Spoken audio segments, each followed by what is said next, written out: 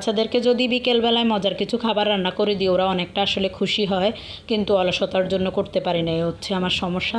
আসসালামু আলাইকুম, সবাই কেমন আছেন? আশা করি আল্লাহর রহমতে সবাই ভালো আছেন।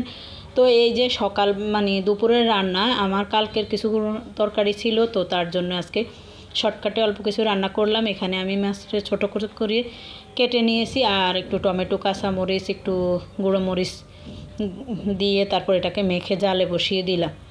আর এখানে আমার আমড়া মাখা খেতে ইচ্ছে করছিল এরকম সালাদের মেশিন দিয়ে কুচো করে, কিন্তু তারপর খেয়ে নিলাম। আর আমার আসলে বয়সের সময়ে জিভে পানি আসতেছে, খাওয়া তো শেষই, কিন্তু কারো যদি পানি আসে আমার কোনো সমস্যা নাই, আমার কোনো দোষ নাই।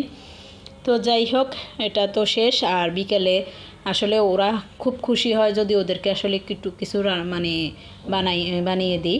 তো এখানে বুকের মাংস ছিল মুরগির, তো এগুলি নিছি ক্রিসপি চিকেনের জন্য। এখানে আমি মুরগির মাংস তো নিলাম, আর আটা কর্নফ্লাওয়ার নিয়ে নিছি, গোলমরিচ গুঁড়ো, তারপরে ডিম, লবণ, লেবুর রস, তারপরে গুঁড়ো মরিচ, আদা রসুন, সয়া সস। তো এইগুলি এবার আস্তে আস্তে সম্পূর্ণ সব উপকরণ দিয়ে মেখে রেখে দেব, একটু ম্যারিনেট করে রেখে দেব, কারণ তাহলে একটু খেতে বেশি ভালো লাগবে। আর আসলে বাসায় আমার টমেটোর সস নেই, একটু টমেটোর সস দিলে ভালো হয়, কিন্তু আমার বাসায় যেহেতু নেই তো তার জন্য দিতে পারলাম না। বাচ্চাদের জন্য সস আনলে একদম খেয়ে পেলে ওরা আসলে সারাদিন খাবে ওটা। তো যাই হোক, এটা এবার মাখানো শেষ, এবার কিছুক্ষণ রেখে দেব। তাহলে এবার আমি কর্নফ্লাওয়ার আর এই যে ময়দার গুঁড়োর মধ্যে একটু লবণ, তারপর গোলমরিচ গুঁড়ো দিয়ে তারপর এটাকে ভালোভাবে মিশিয়ে নিব। আর আসলে এটা একদম ক্রিসপি চিকেন, যে একদম রেস্টুরেন্টের স্টাইলে, কেএসপি স্টাইলে যেটা, ওই রকমভাবেই করব।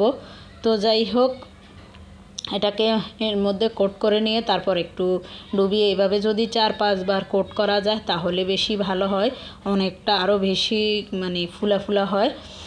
তো যাই হোক, আমি 2 বার করে কোট করেছি। আসলে আপনারা সময় বেশি থাকলে কিন্তু আরও বেশি করতে পারেন, কারণ আমার একটু সময় কম ছিল, আমার বাচ্চা কোচিংয়ে চলে যাবে, তো তার জন্য একটু তাড়াহুড়া করে দিলাম। তো এবার এইগুলিকে দিয়ে দিলাম।